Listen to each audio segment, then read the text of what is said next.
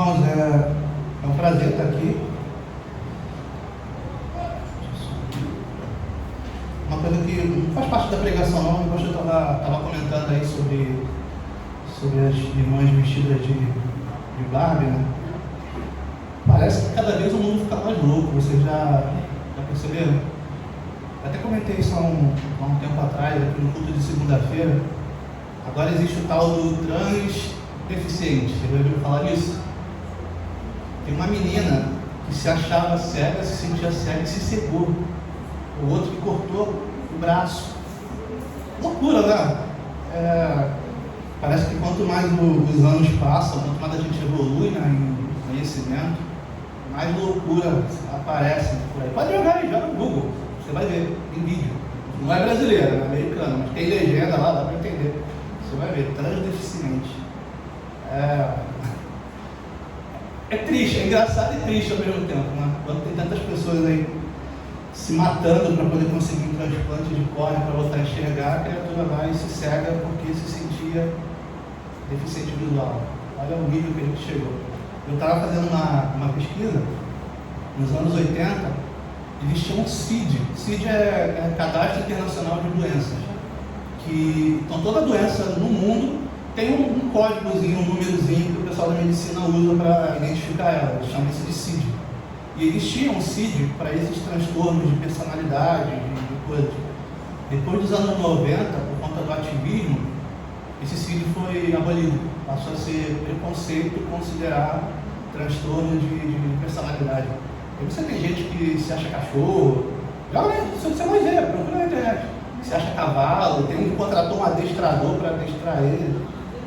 Joga na internet que você vai ver vídeo dessas pessoas, o cara vestido de cavalinho, o cara puxando ele pela coleira para adestrar ele. Era loucura. E é daí para pior, né? Isso não faz parte da palavra não, mas o pastor estava comentando aqui da vaga, eu falei, tem coisa muito pior que isso acontecendo por aí. Vamos lá, que Deus guarde nosso coração.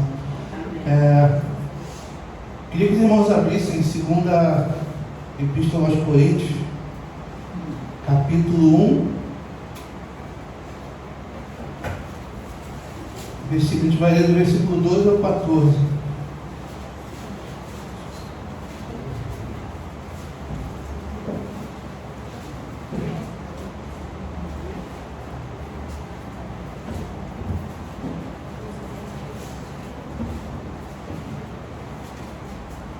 Sinceridade de Paulo, porque a nossa glória é esta, o testemunho da nossa consciência, de que com santidade e sinceridade de Deus, não por sabedoria humana, mas na graça divina, temos vivido no mundo e mais especialmente para convosco, porque nenhuma outra coisa vos escrevemos, além das que ledes e bem compreendeis, e espero que o compreendereis de todo, como também já em parte nos compreendeste, que somos a vossa glória, como igualmente sois a nossa no dia de Jesus, nosso Senhor.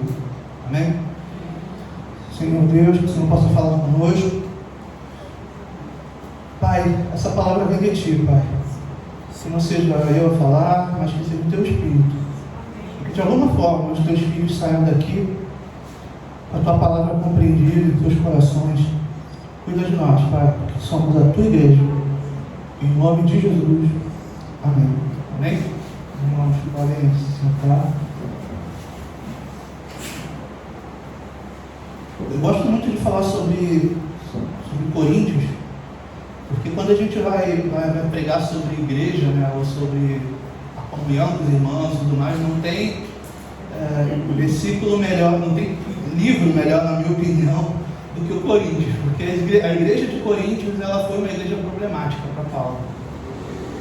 Eu trouxe aqui alguns exemplos das dificuldades que o Paulo teve como pastor, como líder daquela igreja, só para a gente fazer um contexto aí antes da gente entrar na mensagem. A igreja de Coríntios, se vê o fundamento dela em Atos 18, o apóstolo Paulo ele funda essa igreja.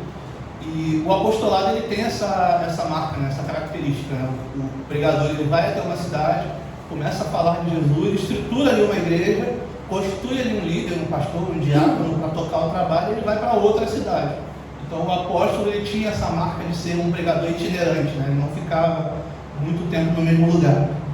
Mas, com exceção à regra, Paulo ficou em Corinto 3 anos. Acho que, eu posso estar errado, mas acho que foi, pelo menos o que eu pesquisei lá, foi o maior tempo que ele ficou numa cidade, vamos dizer assim, 3 anos. O que ele viu na igreja de Corinto depois que ele fundou a igreja e foi continuar seu trabalho missionário em outras cidades?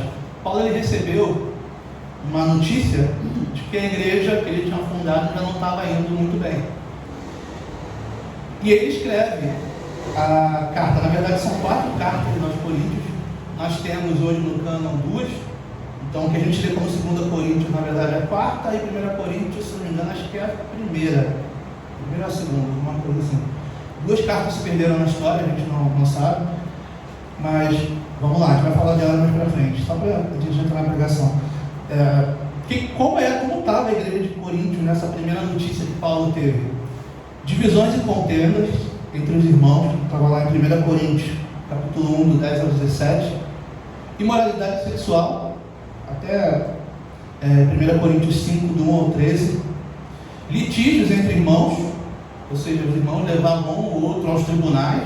Os tribunais da antiguidade não era como o de hoje, né? Hoje a gente tem audiência pública, mas é feita num prédio e tem toda uma burocracia e um rito para você entrar e participar daquilo, né? Você não pode de qualquer jeito. Eu estava vendo alguns livros lá do B.R. Mack, um dos livros do B.R. Mack, tem um trecho lá do parte do Novo Testamento, que comenta até que algumas audiências eram públicas mesmo, feitas talvez até em praça. Então você imagina 2 irmãos cristãos que deveriam dar testemunho da vida se degladiando em praça pública, lavando roupa suja na frente dos demais. Então tinha litígio entre irmãos, questões relacionadas ao casamento, ao celibato, que estava tendo uma divergência, não vou entrar nisso, 1 Coríntios 7. Participação sobre a Santa Ceia, tinha um irmãozinho que comia mais do que o outro, tinha problemas quanto a isso, 1 Coríntios 11, 17 a 34. Sobre o uso dos dons espirituais, tinha uma confusão danada sobre o que eram os dons, em que momento do culto eles poderiam ser usados e empregados. 1 Coríntios 14, 12 ao 14. E negar a ressurreição dos mortos. Ou seja, existiam cristãos que negavam que Jesus ele tinha ressuscitado. Então, esse era o escopo da igreja de Corinto. Foi uma igreja trabalhosa para Paulo. Paulo sofreu muito para poder pastorear essa igreja. E uma dos motivos pelo que tinham todas essas contendas, pelo menos no texto do livro que eu pesquisei, falava sobre um fenômeno que surgiu lá na época de Paulo. Paulo era humilde, era um pregador itinerante, ele fundava a igreja e ia para outra cidade. Só que nessa igreja de Corinto surgiram o que isso não está na Bíblia, né? O autor do livro que eu li que fala, os chamados de superapóstolos, né? São aqueles pregadores que acabavam tomando a liderança da igreja mesmo sem ter sido constituído. Naquela época, só para a gente fazer uma ambientação, era muito comum na cultura grega essa questão do debate, né? Do discurso. Existia em praça pública pessoas com ideias diferentes que debatiam sobre essas ideias e depois, pastor Augusto Nicodemos que fala isso, passava o chapéu, né? Então a oratória, falar bem, ter argumentos sobre várias coisas, era uma coisa comum lá. E quando essas pessoas se convertiam, acabavam trazendo essa coisa toda da retórica, do argumento, do discurso bonito para dentro da igreja. E, voltando aqui para 2 Coríntios, em 2 Coríntios, Paulo ele já começa a ter problemas com esse apostolado dele, porque esses superapóstolos começavam a questionar a apostolicidade de Paulo, se ele era ou não discípulo de Cristo. A gente não vai fazer uma passagem geral sobre 2 Coríntios, vamos ficar só aqui no primeiro, mas Paulo ele já começa respondendo aqui no capítulo 1, voltando aqui antes do texto que nós lemos, né? Tem uma coisa que eu aprendi, toda vez que você for ler um texto, você tem que saber o contexto, né? O que vem antes e o que vem depois, para você ter uma interpretação melhor daquilo que você está lendo. antes do trecho que nós lemos, Paulo ele entra dando graças a Deus pela vida dos irmãos, pela igreja que ele constituiu, e ele começa a ter que justificar o apostolado dele. Porque qual era o argumento que essas pessoas tinham? Como Paulo poderia ser um ministro de Deus e sofrer tanto, e passar por sofrimentos, e não ter um lugar fixo para poder ser perseguido nas cidades que ele vai, expulso, ser preso? Como pode um homem de Deus sofrer? E era esse o questionamento que a igreja tinha, por influência desses super apóstolos que questionavam o sofrimento de Paulo pelo Evangelho. Na visão deles, o escolhido de Deus não deveria passar por sofrimentos ou por dor. E Paulo justifica esse sofrimento, que a gente vai ver mais na frente, e justifica em Deus, na sua missão, aquilo que ele tem vivido. E como é que ele faz essa justificação de que ele é o apóstolo, de que ele foi escolhido por Deus e que graças à missão dele, aquela igreja ela foi fundada? Pelo testemunho de vida de Paulo. E Paulo começa a usar o seu testemunho de vida para justificar a sua apostolicidade. Eu sou um apóstolo porque a minha vida mostra que eu sou um apóstolo, as minhas atitudes. Vamos falar um pouquinho mais sobre isso. Nas viagens missionárias de Paulo, ele tem essa notícia, deixa eu ver se eu anotei aqui, a primeira carta, não anotei, perdão, comi aqui o versículo, mas vamos lá. 2. Depois disso, Paulo visita Corinto, é chamada de visita dolorosa, né? Onde ele tem esse embate com a igreja.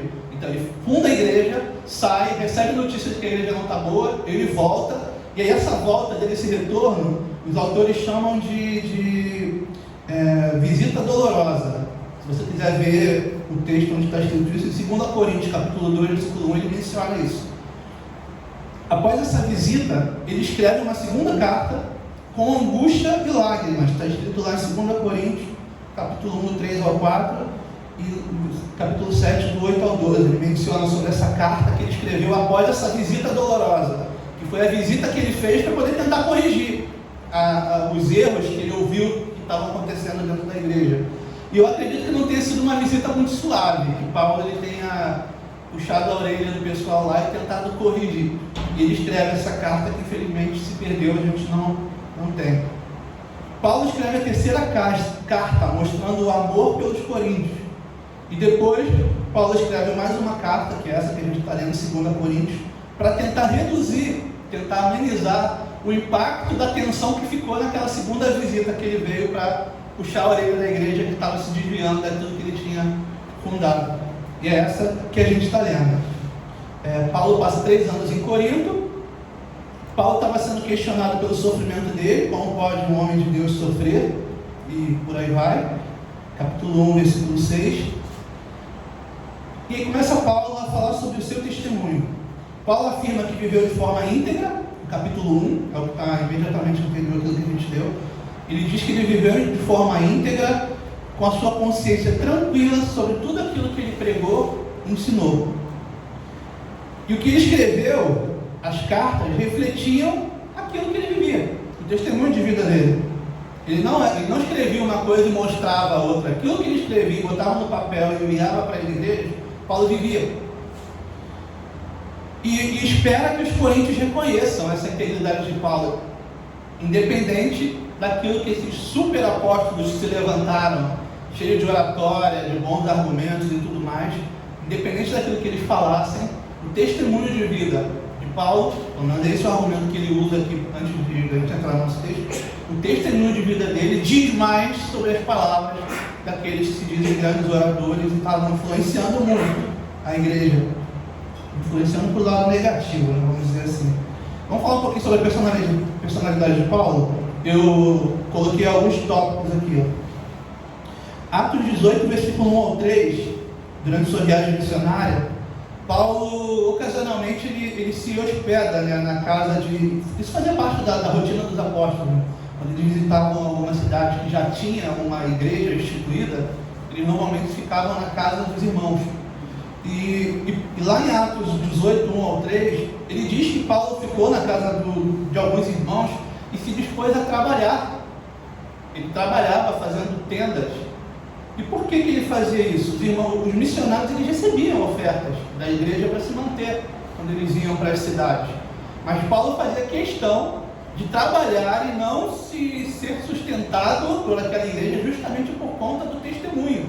Ele não queria que os não crentes, que as pessoas que se cercavam a pregação dele, usassem o fato de ele estar sendo sustentado pela igreja para desabonar o caráter dele. Então Paulo escolhia trabalhar, fazer tendas, vender e se manter, para não ser um peso para aquela igreja, para os irmãos. Então essa é a primeira parte do caráter de Paulo. 2. Coragem e fé. Atos, capítulo 20 ao 24. Mas a minha vida não vale nada para mim.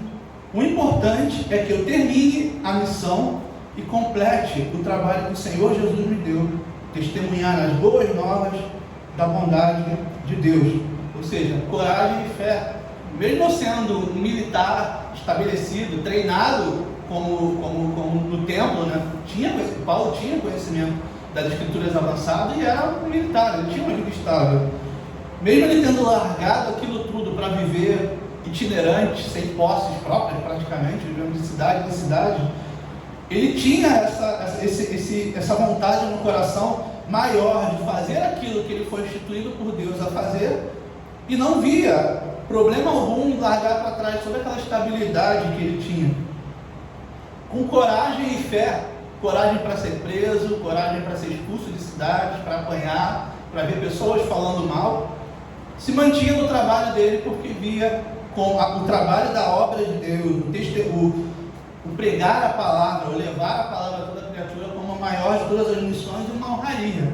Então tinha coragem e fé. É muito fácil alguns pregadores dizer que tem fé quando está tudo bem, né? Quando você passa por perseguição, que você corre risco de vida ou risco de prisão, aí já é uma outra história.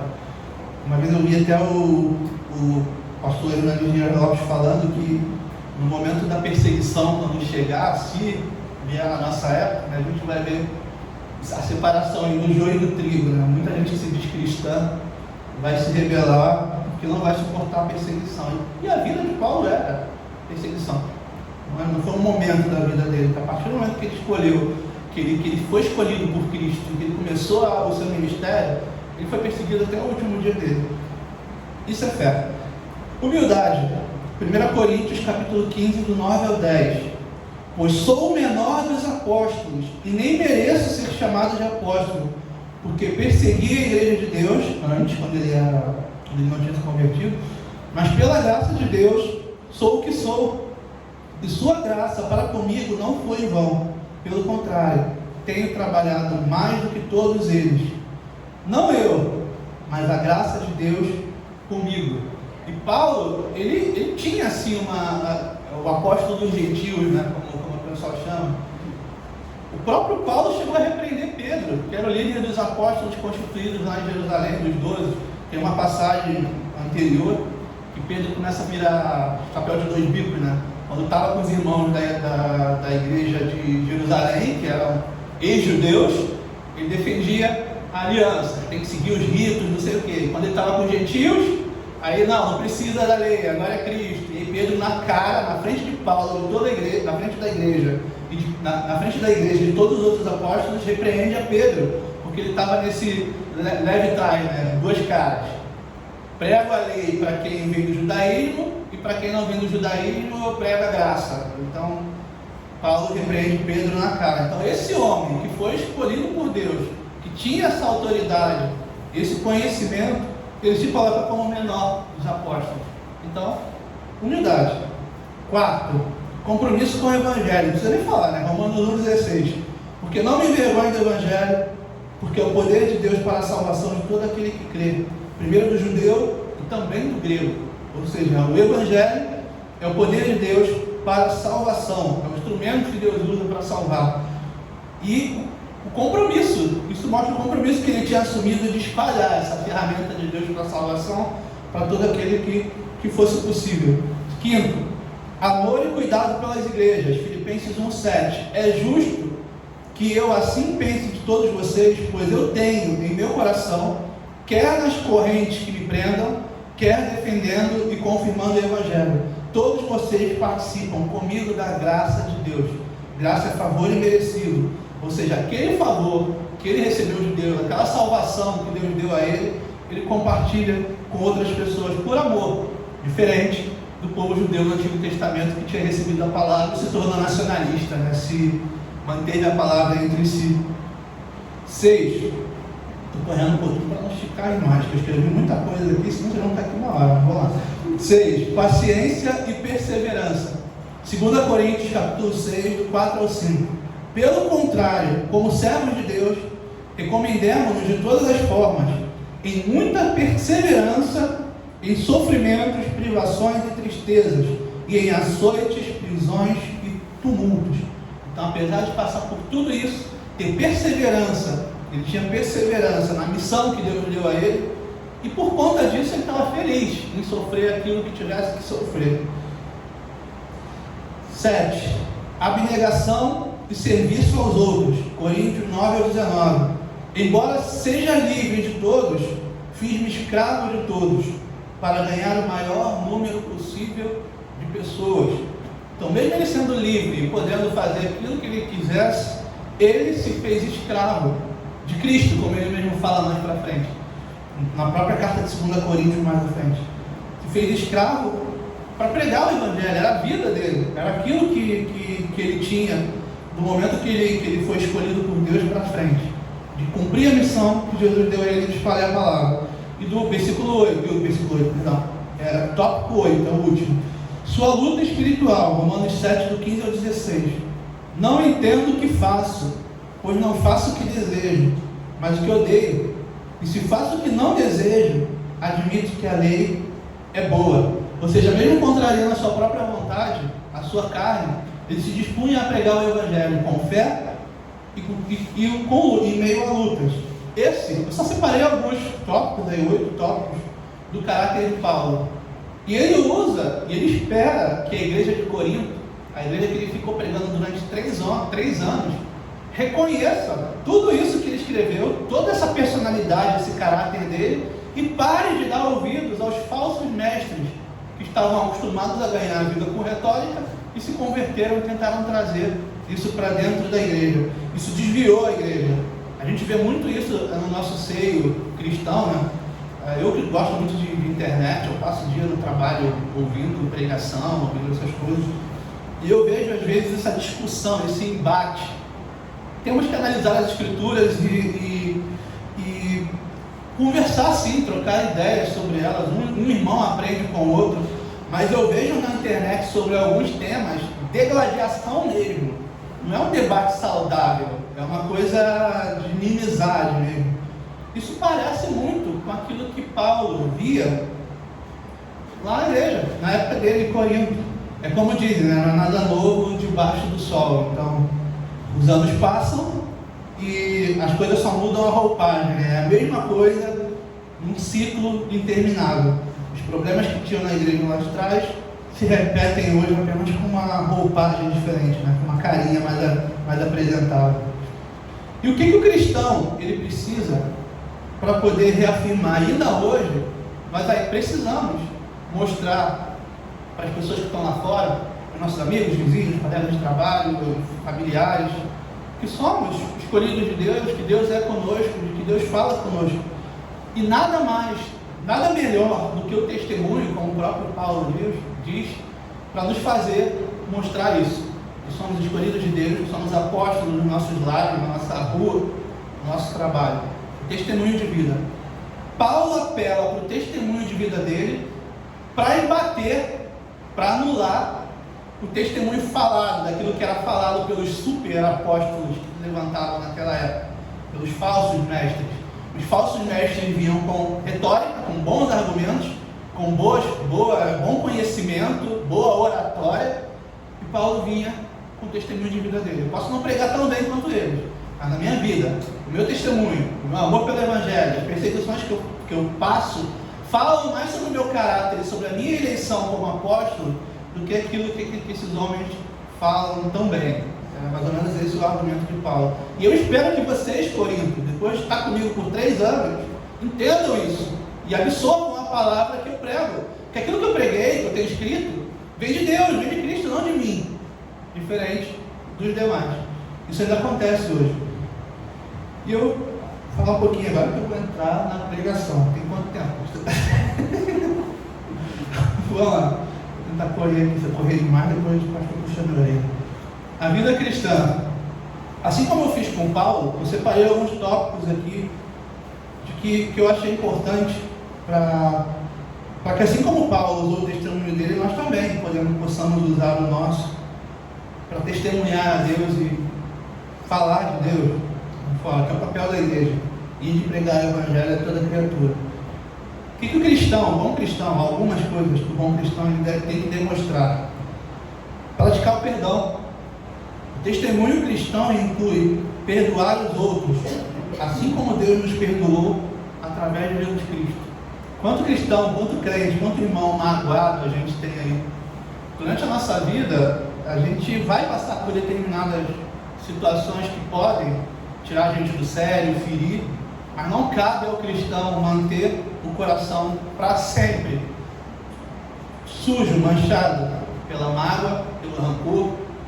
Que tem de cristão ofendido, não aqui, né? Mas eu já fui de uma igreja maior antes de vir para cá e eu ouvia muito isso. Quanto mais pessoas, mais casos acontecem, em questão de proporção, né?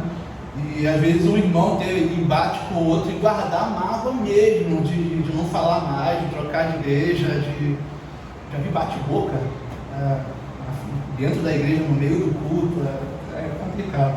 Infelizmente tem pessoas que chegam a esse nível. Praticar o perdão, não manter a mágoa dentro do seu coração, por motivo que seja, assim como Cristo nos perdoou, devemos perdoar os nossos irmãos nas suas falhas. Todos nós cometemos erros, todos nós cometemos falhas. Então, da mesma maneira que eu perdoo a falha do meu irmão, se eu cometer falha com outra pessoa, essa pessoa também vai ter que me perdoar. E porque nós perdoamos, Deus também nos perdoa. Ser compassivo e misericordioso. Um cristão deve demonstrar compaixão e misericórdia para com os necessitados e os que sofrem. Temos que ser misericordiosos e compassivos com os nossos irmãos e com aqueles que estão lá fora. Viver em obediência à palavra de Deus. Isso aqui é difícil, né? Nós somos pecadores, nascemos em pecado, sempre seremos pecadores até que o grande dia chegue e nós sejamos transformados. Mas é como dizem, né? Existe cometer o pecado e viver no pecado, na prática do pecado. O pecado na vida do cristão ele tem que ser um deslize, ele tem que ser uma saída do percurso de forma momentânea. O pecado não pode definir quem você é. Você não pode ser conhecido como mentiroso, fofoqueiro, adúltero e por aí vai. O pecado ele tem que ser um escorregão, mas aí depois ele volta para o caminho.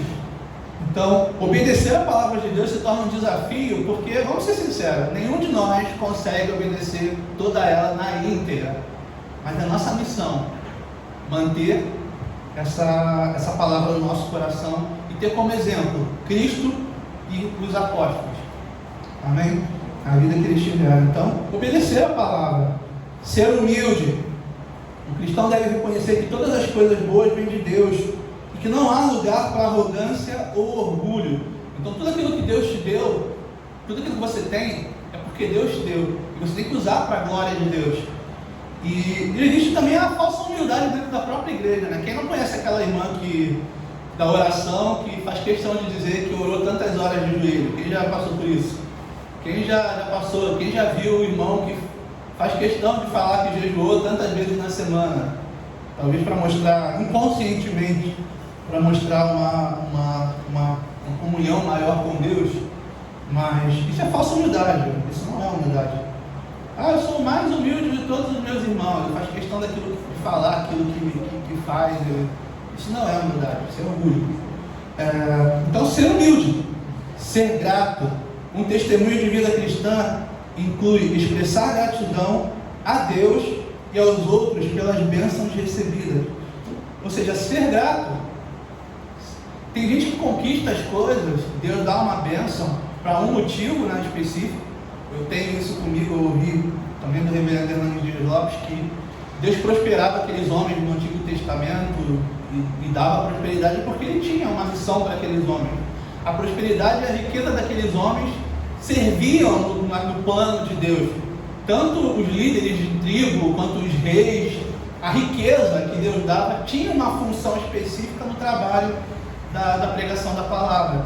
Eu creio, como o reverendo Hernandes disse, que quando Deus ele te dá algo, um emprego melhor, uma casa melhor, um carro melhor, ou o que quer que seja, aquilo de uma certa forma é para glorificar o nome dele também. Então, algumas pessoas recebem as bênçãos e agradecem ao próprio umbigo, como se aquilo viesse da sua própria força, né? Viesse do seu próprio braço, e não da permissão de Deus. Então seja grato por aquilo que você tem, seja pouco ou muito. Ser um exemplo. Um cristão deve ser um exemplo positivo para os outros, inspirando-os e também buscando uma vida com Deus. Mais do que qualquer palavra, mais do que qualquer pregação, assim como Paulo mostrou, o testemunho de vida do cristão, o testemunho de vida da igreja fala muito mais alto no coração e na mente daqueles que observam. Porque não ache você que seu vizinho, seu marido ou esposa que não seja cristão, que seu filho, seu colega de trabalho, que seu chefe não observa as suas atitudes. Ele vê sim. E o teu exemplo fala muito mais do que uma pregação bem feita, uma pregação eloquente, cheia de firulas, né? Vamos dizer assim. Testemunhar com palavras e ações. O testemunho de vida de um cristão não se limita apenas às ações, mas também inclui compartilhar o Evangelho e as boas novas de Jesus Cristo com os outros por meio da palavra e ações. Eu estava até comentando isso ontem no culto da juventude. A gente não pode ser aquela ovelha gorda, né? De somos escolhidos por Deus, Deus é comigo, eu venho para a igreja, me encho da palavra, vou para minha casa, não compartilho com ninguém. Ide e pregar o Evangelho a toda criatura. Essa é a missão que Deus deu à igreja. Essa deve ser prioridade na vida do cristão.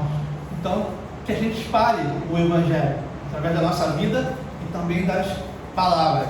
Se você trabalha na sua repartição, no local onde você trabalha, e ninguém sabe que você é evangélico, tem uma coisa errada. Se ninguém sabe na tua vizinhança que você frequenta a igreja, que você é de Cristo, tem alguma coisa errada. Reveja a maneira e a conduta que você tem tido. E a igreja é o corpo de Cristo. A missão, a obra de salvação, ela vem de Deus, exclusivamente de Deus, mas a igreja ela é a ferramenta de Deus para a salvação, para a divulgação da palavra nesse mundo. Nós somos uma igreja, como eu disse ontem também, eu já estava escrevendo isso aqui, por isso que eu falei ontem, mas eu já estava pensando, né, no que eu ia falar mais ou menos hoje. Eu comentei ontem que, como corpo de Cristo, cada um de nós tem um dom, um talento, e independente se seja maior ou menor, um irmão tem o dom de cantar, o outro tem o dom de pregar, o outro tem o dom do conhecimento, o outro tem o dom do evangelismo, o outro tem o dom da oração, e por aí vai. Todos nós temos um talento que precisamos exercitar para o bem do corpo de Cristo, para o bem do crescimento da obra. Então nós não podemos ser essa ovelha gorda, temos que compartilhar o dom, o talento que Deus nos deu aqui no nosso ministério, porque cada um de nós temos um ministério, e também na nossa casa, no nosso trabalho. Amém? Eu corri bastante, eu não sei se deu para entender, eu já falo meio atropelado, também não quero esticar muito o tempo da pregação, porque são 10h10, mas eu espero que os irmãos tenham entendido a palavra que foi simples, rápida, e que de alguma forma nós tenha tocado no coração dos irmãos. Hoje, irmãos, nós carecemos muito mais de testemunho do que no passado. Por conta dos maus exemplos que vemos aí fora, no caso não vale a pena citar nomes, mas a gente vê denominações sendo levantadas e coisas absurdas sendo pregadas e ensinadas. E qualquer aluno que não é cristão e seja um pouquinho mais cético, quando começa a ter contato com esse tipo de ensino errado, fica meio que vacinado sobre o Evangelho, porque ele acha que o Evangelho se resume àquela doutrina errada que ele está ouvindo. Eu trabalho num local onde tem muito médico, uma grande parte é ateu. E quando a gente começa a falar sobre religião e tudo mais, a referência que eles têm sobre o Evangelho é o que a gente vê na televisão, é o que a gente vê nos escândalos aí.